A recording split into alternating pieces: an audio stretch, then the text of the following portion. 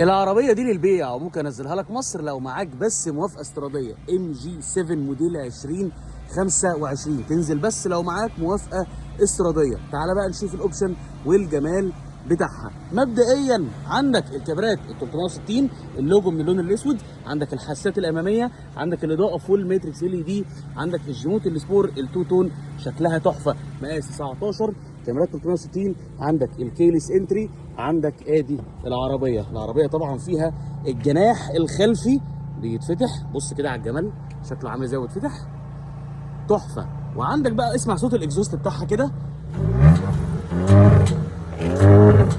الله جميل جدا. عندك بقى طبعا شنطه العربيه الكهرباء مساحتها تحفه.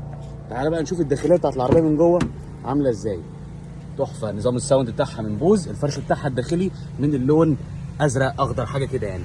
فتحات تكييف خلفيه، 2 شاحن USB تايب سي، فتحه سقف البانوراما الكبيره. وعندك كمان هنا ادي المنطقه الاماميه، ادي اوكره البيبان، عندك ادي كراسي تحكم كهرباء وفيها تسخين، ادي شكل الطاره، ادي الديجيتال سبراي. وعندك كمان هنا الشاشه الوسطيه وده التحكم في الجناح الخلفي، وادي التحكمات بتاعه العربيه بالكامل. عربيه تحفه. طيب العربيه دي اجيبها لك لحد المينا في مصر بكام؟ ب 74,000 درهم اماراتي بس. لو مهتم بالعربيه دي اتصل بيا على الرقم اللي موجود على الفيديو او ابعت لي واتساب وانا اجيبها لك لحد المينا في مصر.